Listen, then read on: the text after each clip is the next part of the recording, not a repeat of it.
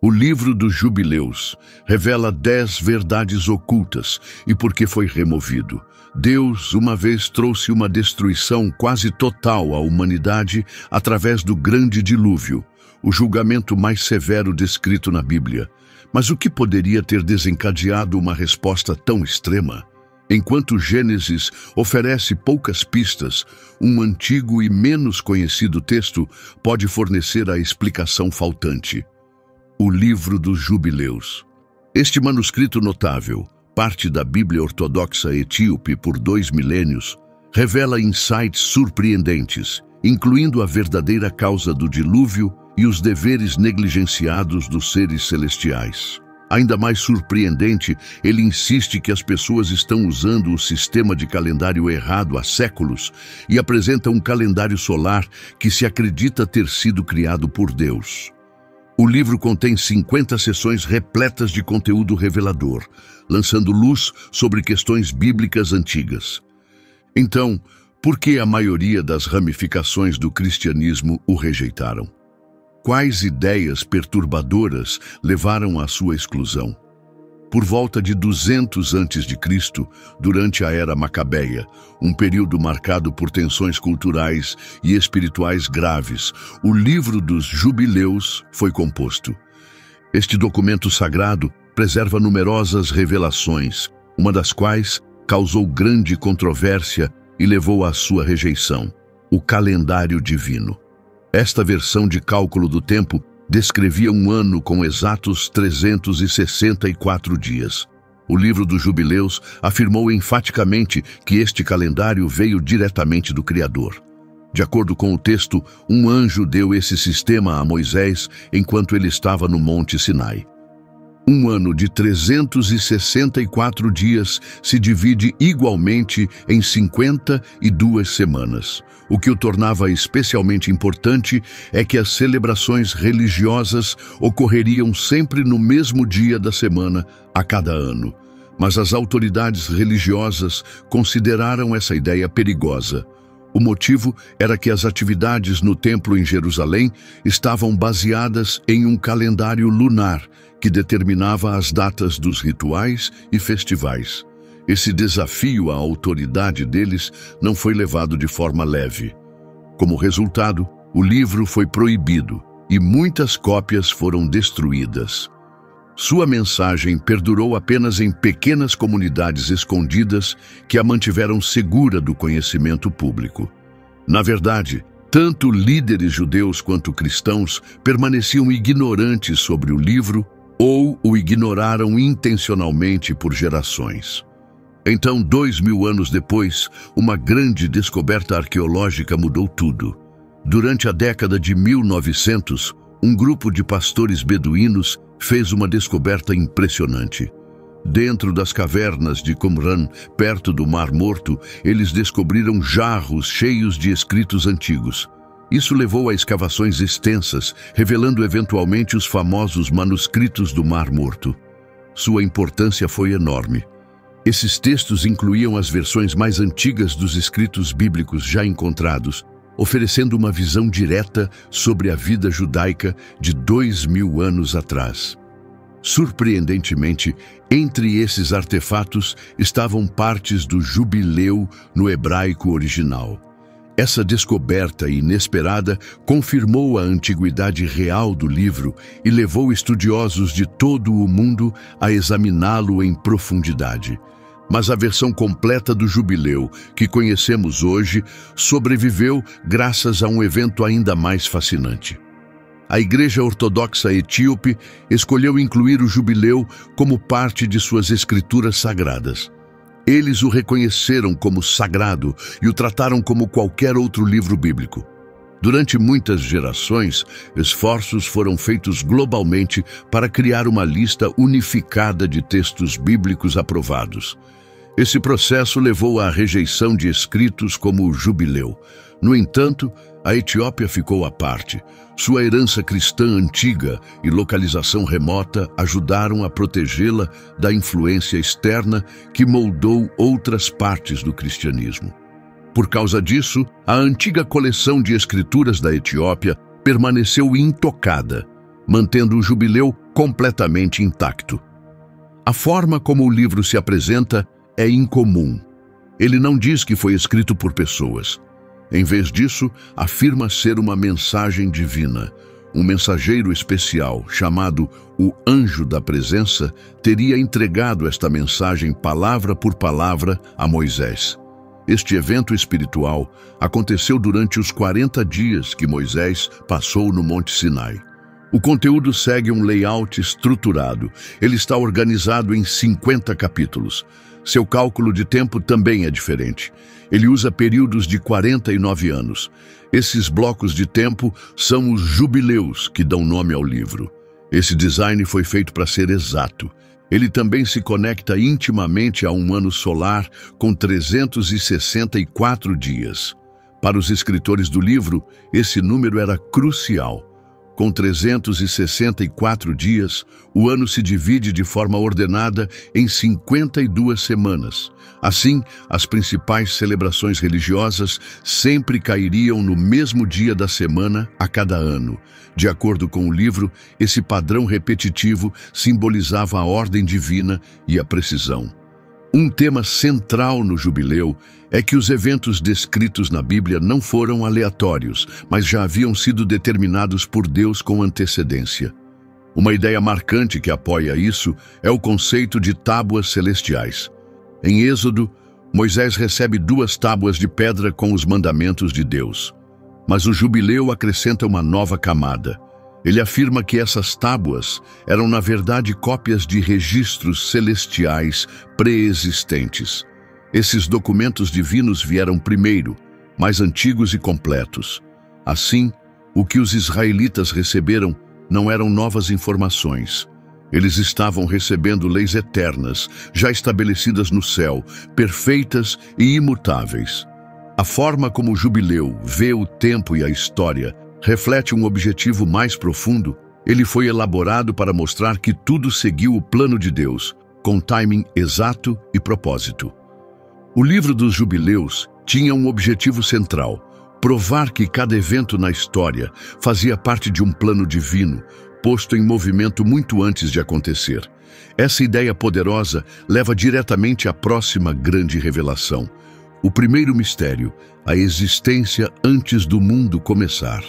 O jubileu afirma que muitos eventos cruciais já haviam sido decididos antes dos que estão contados no livro de Gênesis. Ele transporta os leitores para um tempo ainda anterior à história da criação. Ele retrocede antes de o universo ser moldado. Por exemplo, apresenta uma afirmação ousada sobre os seres celestiais. Diz que os anjos foram criados antes que a luz existisse. Eles já estavam presentes antes de qualquer coisa física ser feita. Na verdade, o primeiro dia da criação, conforme descrito no jubileu, inclui mais do que apenas a luz. Antes de qualquer coisa ser vista, Deus já havia formado os céus mais altos, a terra primitiva e as águas. Ainda mais significativamente, esse mesmo dia incluiu a criação de todos os anjos. Esse grupo incluía os anjos que estavam perto de Deus e os espíritos que controlam o mundo natural. Mas isso não é tudo. O sábado, um dia sagrado de descanso, também tem origens mais profundas. O jubileu diz que Deus separou este dia antes mesmo de moldar o universo. Então, o sábado não era apenas para as pessoas, era uma lei atemporal registrada nos escritos celestiais desde o começo. O jubileu também dá novos detalhes sobre o Jardim do Éden. Adão e Eva, diz o livro, não estavam nus. Em vez disso, eles usavam roupas radiantes. Essas roupas eram feitas de luz, dando-lhes uma aparência quase divina. Mas a mudança mais dramática envolve a serpente. O jubileu é claro aqui. Afirma diretamente que a serpente era, na verdade, Satanás.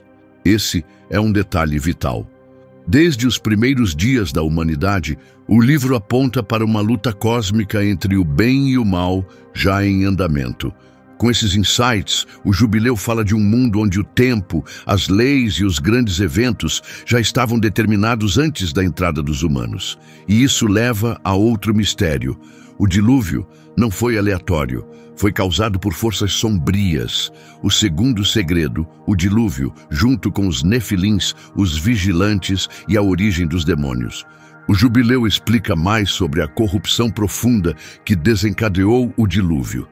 Diz que a origem desse mal não era humana, começou no céu.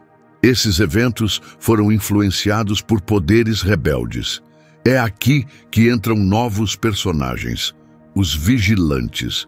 Esses anjos inicialmente ofereceram sua sabedoria para ajudar a humanidade. Seu objetivo era guiar, mas logo perderam o caminho. Eles deram à humanidade acesso a conhecimentos que nunca deveriam ser compartilhados, mistérios do céu, como magia, adivinhação, como forjar armas e o uso de ornamentos para enganar os outros. Esses ensinamentos causaram grande desordem e incentivaram o pecado. Eventualmente, esse grupo fez uma escolha desastrosa. Eles se tornaram obcecados pela aparência das mulheres humanas. De sua união, nasceram seres incomuns conhecidos como Nefilins, gigantes de tamanho imenso. Essas criaturas estavam sempre famintas. A princípio, elas consumiram toda a comida destinada aos humanos. Depois, passaram a atacar animais para satisfazer sua fome. Mas o apetite delas só piorava e começaram a lutar entre si e até a comer pessoas. Sua presença preencheu a terra com crueldade, derramamento de sangue e caos. No entanto, havia uma figura mais sombria controlando os fios por trás desse mal. O livro dos Jubileus apresenta Mastema. Ele é retratado como o governante dos espíritos malignos, um ser movido pelo ódio. Foi ele quem primeiro encorajou os vigilantes a se rebelarem. À medida que o mundo mergulhava mais fundo no pecado, Deus decidiu que era hora de agir. Ele escolheu punir os vigilantes, trancando-os por suas ações, e então fez uma ousada decisão: purificar a terra através de um dilúvio massivo. Mastema, percebendo que todo o seu plano estava desmoronando, sabia que não poderia resistir diretamente a Deus.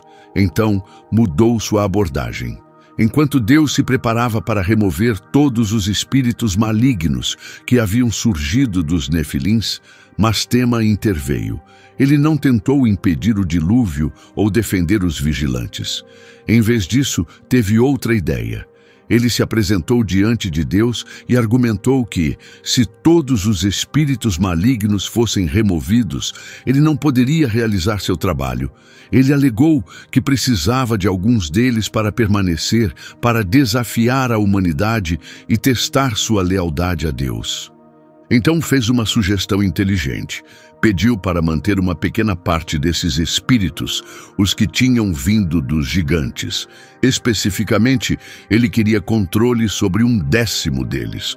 Com esse pequeno exército, ele planejou continuar influenciando as pessoas, desviando-as e acusando-as diante de Deus.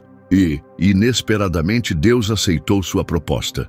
Ele permitiu que Mastema mantivesse uma fração dos espíritos, deixando-o continuar seu trabalho de testar e tentar a humanidade.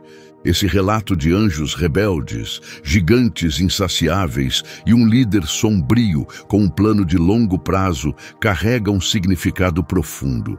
Não é apenas uma história de seres aterrorizantes. Através desses eventos, o livro dos Jubileus explica a origem de muito do mal no mundo, apresenta uma teoria específica. Os espíritos que tentam as pessoas são, na verdade, as almas inquietas dos nefilins mortos. Esses seres não encontram descanso porque nunca deveriam ter existido. Eles vieram de uma mistura proibida entre seres celestiais e mulheres humanas. Por causa dessa origem antinatural, permanecem agentes de disrupção.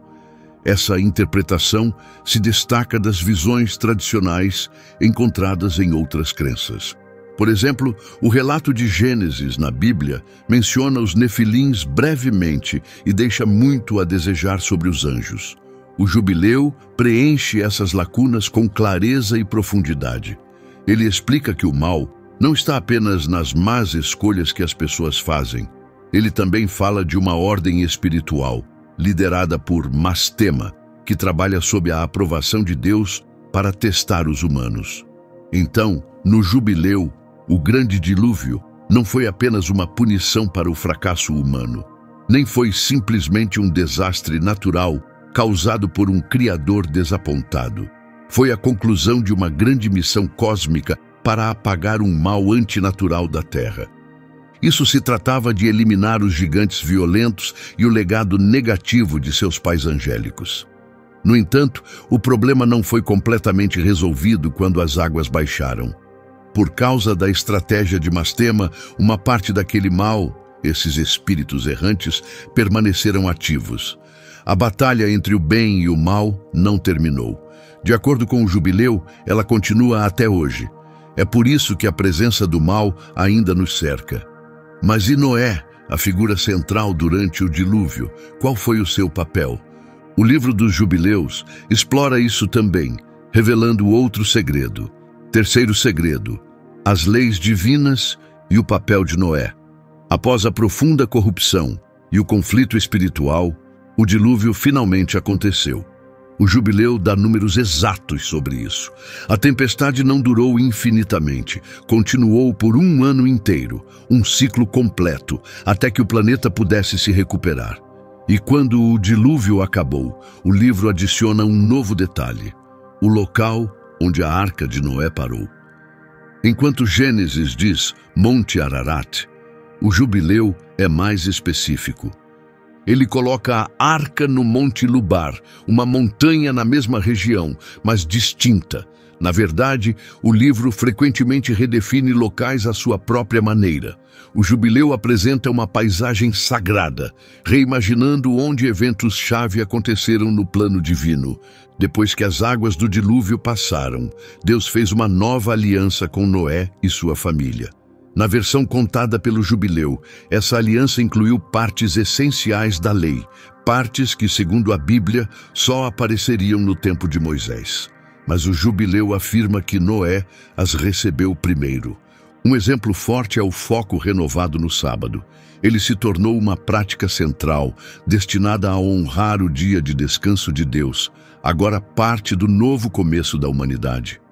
Outra instrução clara envolveu separar os animais puros dos impuros, uma regra importante tanto para a alimentação quanto para futuras ofertas. Mas talvez a parte mais surpreendente tenha sido a introdução da Festa das Semanas, ou Shavuot. No jubileu, essa celebração está ligada à aliança feita com Noé. Isso significa que ela existia muito antes de Deus a dar a Moisés no Monte Sinai. Isso apoia a mensagem central do livro, que as leis de Deus nunca foram novas. Elas sempre estiveram presentes, reveladas aos poucos ao longo do tempo. Após o dilúvio, as pessoas precisavam de uma nova estrutura, um caminho a seguir. Para fechar este capítulo, o jubileu descreve um ato simbólico. Noé, seguindo as direções celestiais escritas nas tábuas divinas, dividiu o mundo entre seus 3 filhos, Sem, Cam e Jafé. Esta parte difere do relato de Gênesis. Aqui, Noé não age por conta própria. Ele segue instruções exatas do alto. Além disso, a divisão da terra não foi baseada em opinião pessoal. Sorteios foram feitos, deixando claro que as designações vieram de Deus. Isso mostrou que onde cada grupo de pessoas morava não era devido à sorte, viagem ou preferências de Noé. Era parte de um plano já escrito nos céus. Quarto segredo: pragas e a luta contra os deuses do Egito. Na visão do jubileu, Moisés liderando os israelitas para fora do Egito foi mais do que liberdade da escravidão. Representava uma batalha direta contra as forças espirituais que controlavam o Egito. As pragas que atingiram a terra ganharam um novo significado. Elas não foram apenas milagres para mudar a mente de Faraó. Cada praga, diz o jubileu, foi um golpe contra os falsos deuses do Egito. Esses deuses eram vistos como demônios, todos servindo ao antigo inimigo Mastema, o líder dos espíritos malignos. O Jubileu até afirma que Mastema teve um papel ativo no que aconteceu. Ele deu poder aos magos do Egito para que pudessem copiar os milagres feitos por Moisés e Arão, como transformar bastões em cobras. Seu objetivo era fazer as pessoas duvidarem do poder de Deus. Ele também trabalhou no coração de Faraó, garantindo que o governante se recusasse a deixar Israel ir. E logo, as ações de Mastema se tornariam ainda mais pessoais e perigosas.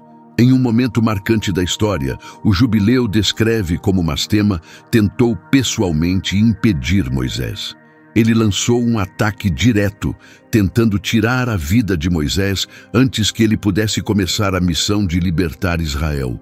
As intenções de Mastema eram claras. Ele faria qualquer coisa para manter os israelitas em cativeiro.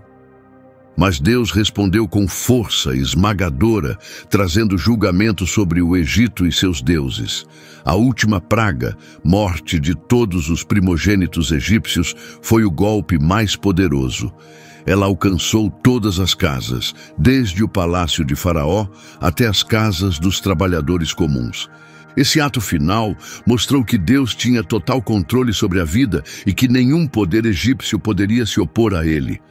Após isso, Mastema foi temporariamente restrito. Anjos o amarraram e sua influência foi interrompida enquanto Israel se preparava para partir. Mas seu ódio não desapareceu. Assim que os israelitas começaram sua fuga, Mastema foi liberado novamente. Ele se apressou em torcer o coração de Faraó mais uma vez. Ele convenceu o rei a perseguir Israel com seu exército, seguindo-os até as margens do Mar Vermelho. Embora derrotado, Mastema ainda tentou destruí-los completamente. Quinto segredo: o que o Jubileu revela sobre os patriarcas. O livro dos Jubileus mostra os patriarcas como mais do que simples seguidores leais. Ele os retrata como homens que viviam por uma lei sagrada. Isso é importante porque a bondade deles não foi apenas moldada pela tradição. Ela veio de regras divinas que eram perfeitas e imutáveis. Um dos exemplos mais incomuns é a circuncisão de Abraão. O Jubileu não a trata como um simples acordo para o tempo de Abraão sozinho. Em vez disso, coloca o comando em um nível superior. Afirma que essa prática foi ordenada por Deus e existia muito antes da própria criação. O comando, afirma o livro, já estava escrito no céu. É por isso que a circuncisão é vista como eterna. Não era algo novo para um homem ou para um momento específico. Ela fazia parte de um plano maior, existente antes do mundo começar.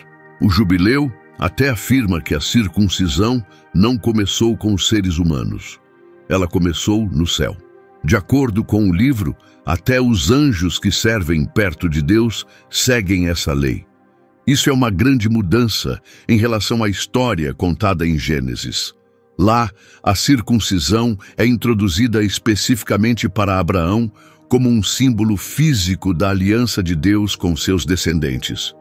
Mas no Jubileu é mais do que um sinal. Ela se torna uma lei atemporal do céu, conferindo-lhe um significado espiritual muito mais profundo. Em vez de ser apenas um ritual físico, a circuncisão se torna parte do plano universal e eterno de Deus. E Abraão não chegou a entender completamente os caminhos de Deus sozinho. De acordo com o Jubileu, ele teve encontros diretos e significativos com mensageiros divinos. Esses encontros não foram breves ou casuais.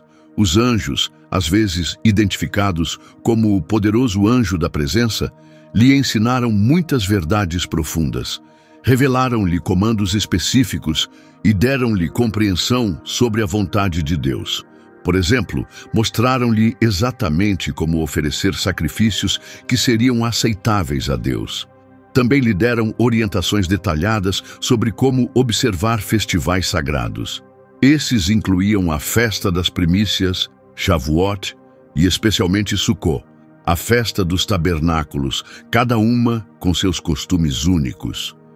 Tudo isso aconteceu muito antes de Moisés subir ao Monte Sinai. Essa é uma das mensagens centrais do jubileu. A lei que Moisés recebeu não estava sendo introduzida pela primeira vez. Já tinha sido ensinada a figuras justas anteriores como Abraão. Em Gênesis, Abraão também encontra visitantes celestiais. Nesse relato, eles vêm principalmente para avisá-lo sobre Sodoma e Gomorra. Eles atuam como mensageiros e executores da vontade de Deus.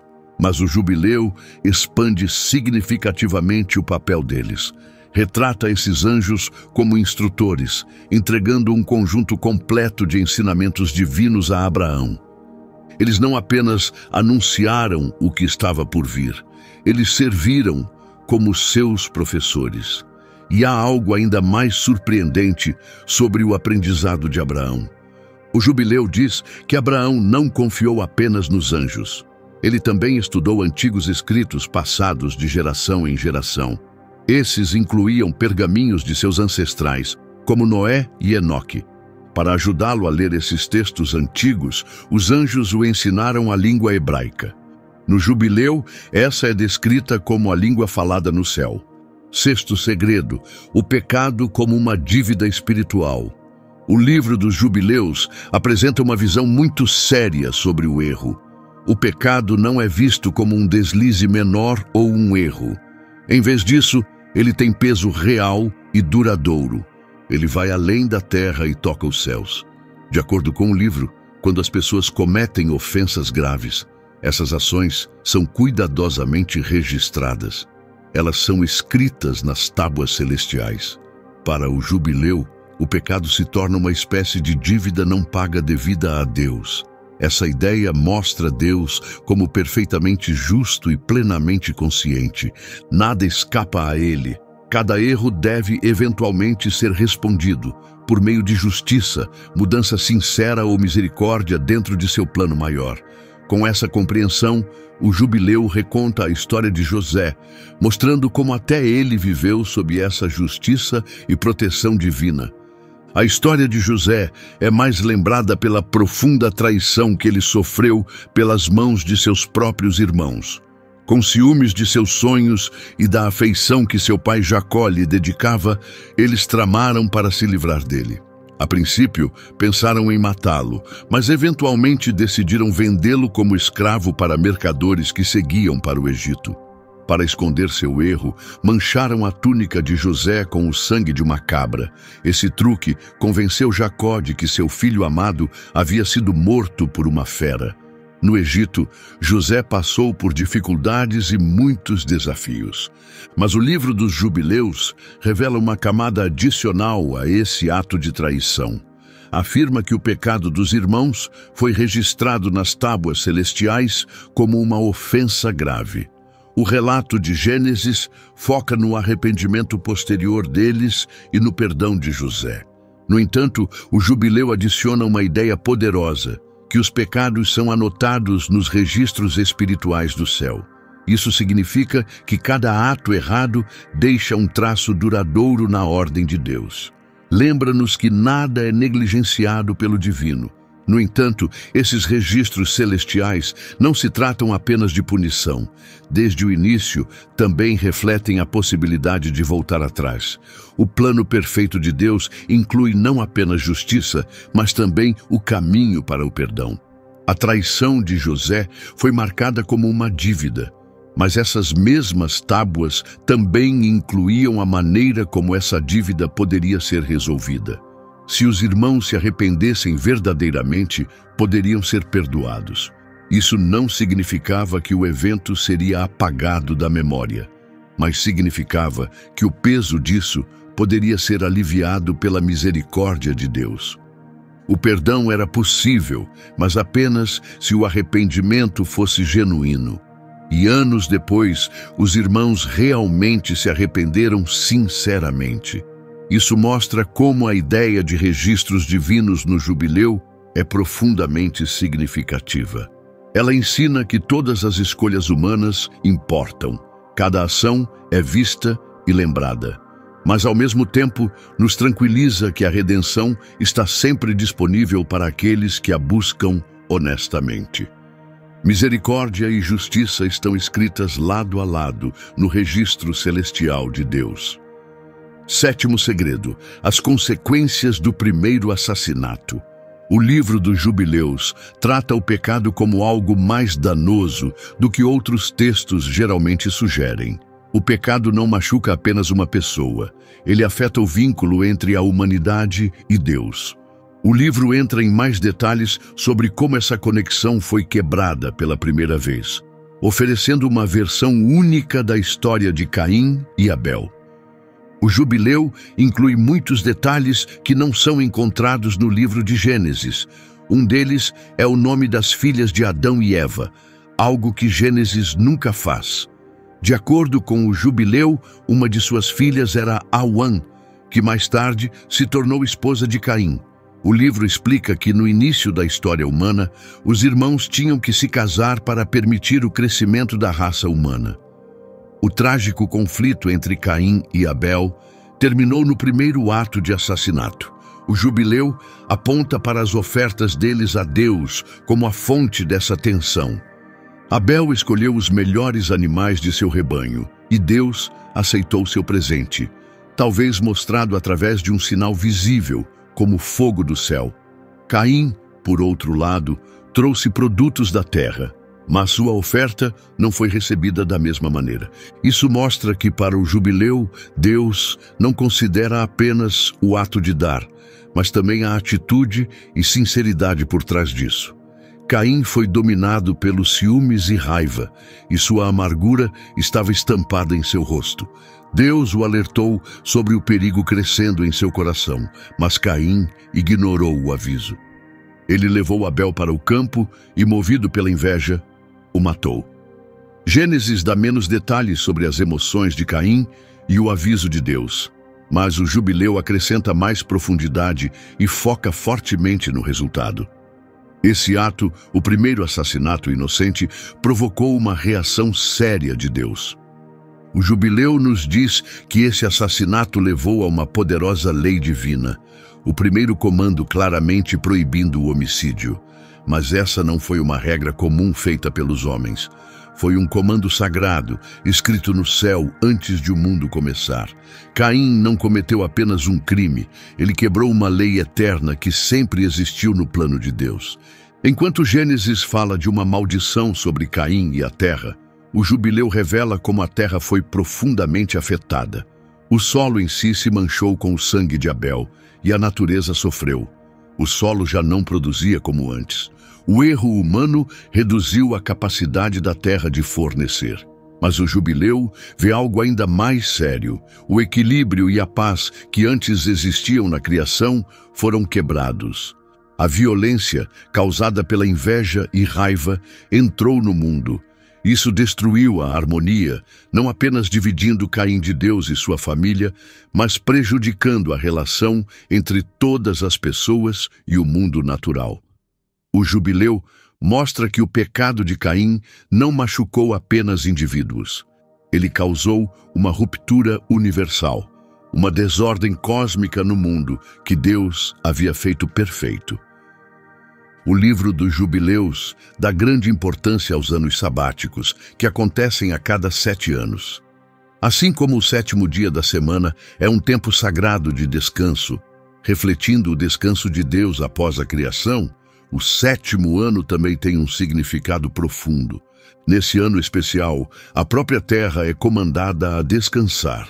Os fazendeiros não devem plantar colheitas ou aparar suas vinhas. Eles são instruídos a não colher os produtos da maneira usual para ganho pessoal.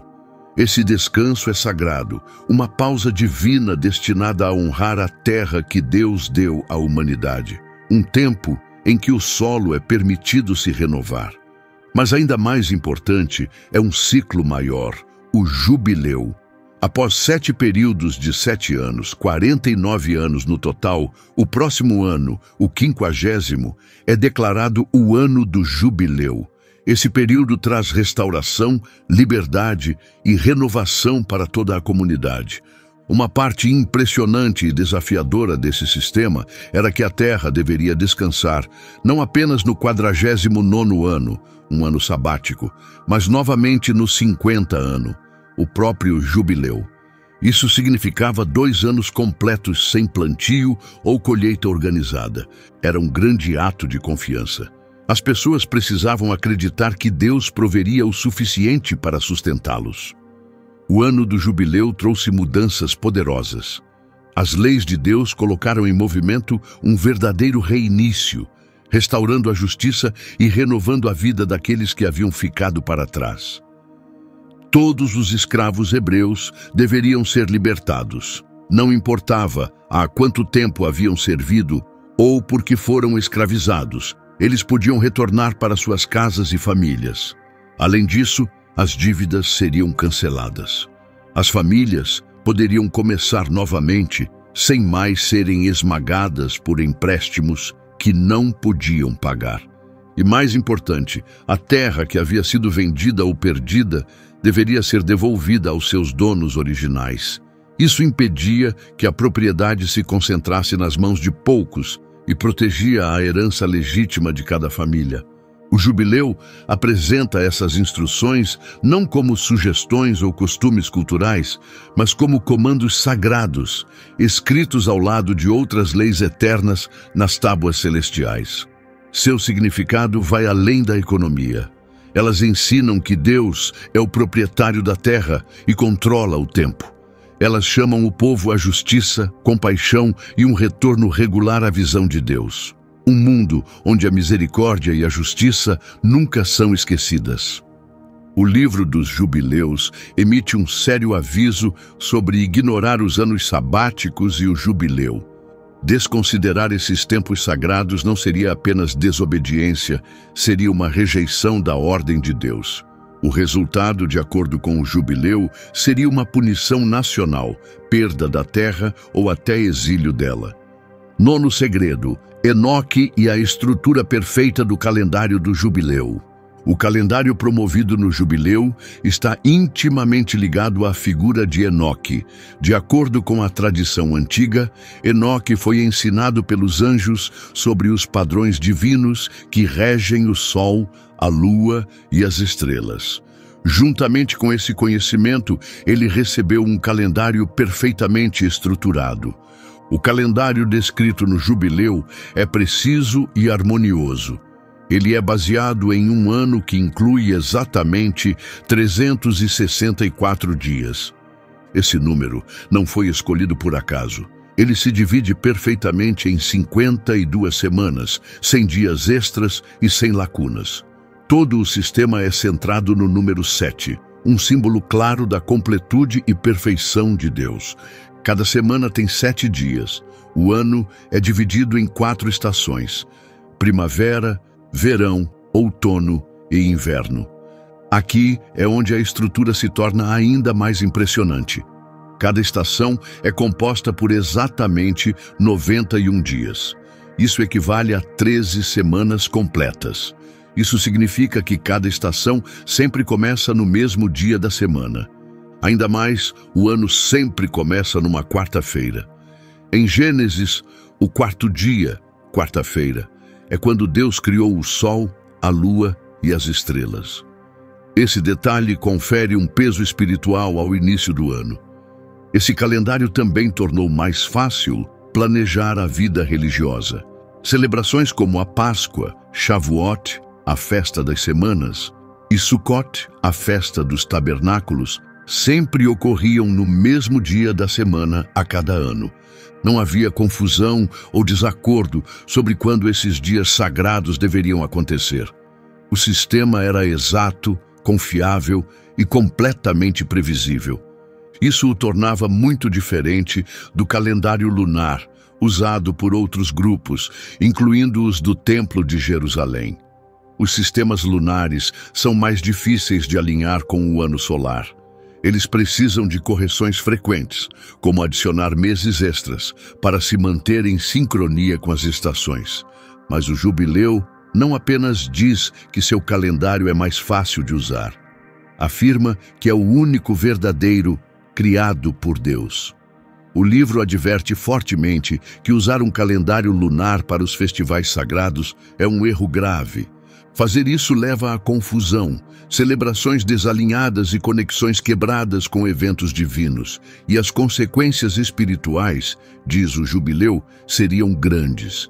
Ignorar o calendário sagrado, de acordo com o Jubileu, resultaria no rejeição de Deus. Aqueles que ignorassem o timing divino registrado nas tábuas celestiais enfrentariam sua retirada.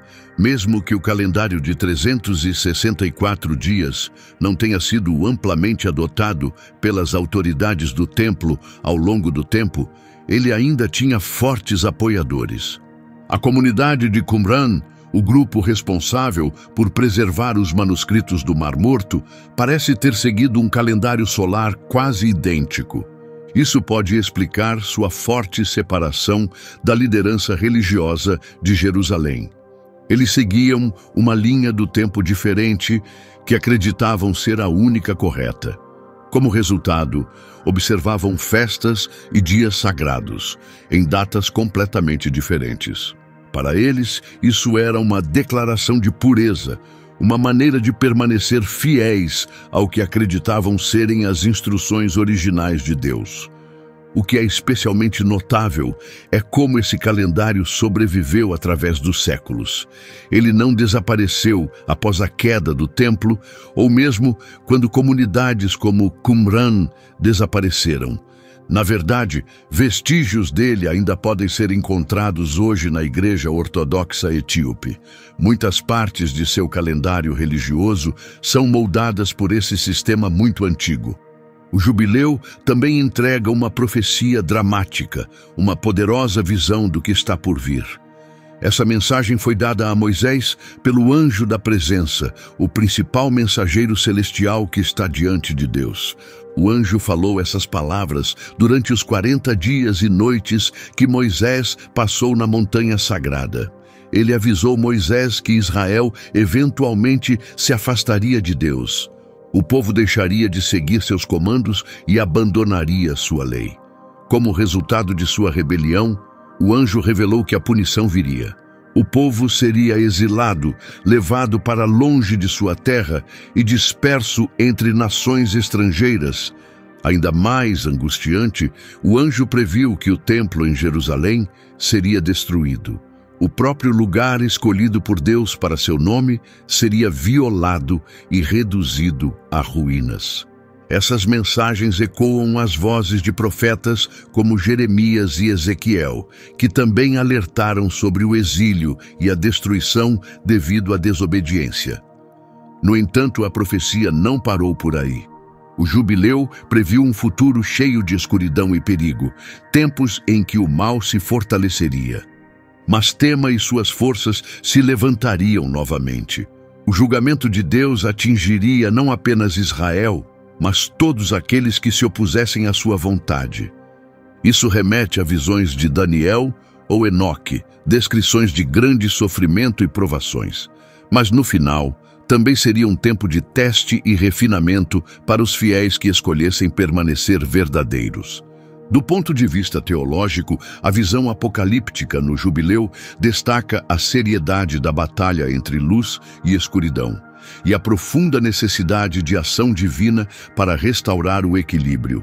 Mas a poderosa revelação dada a Moisés não terminou com destruição ou desesperança. Após uma longa temporada de julgamento e dificuldades trazidas pela desobediência, o anjo entregou uma mensagem de esperança. A misericórdia de Deus não seria retida para sempre.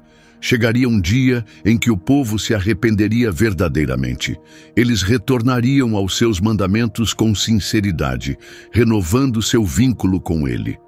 E com esse ponto de virada, um novo tempo começaria. Um período cheio de restauração, paz e bênção divina. Essa profecia compartilha muito em comum com o livro do Apocalipse, no Novo Testamento, que também fala de um mundo renovado, da derrota final do mal e de uma nova Jerusalém. O Jubileu prevê um futuro onde Deus traz um novo céu e uma nova terra. Nesta criação renovada, Ele viveria entre seu povo em santidade e paz duradouras. O templo seria reconstruído, nunca mais caindo, eterno e sem falhas.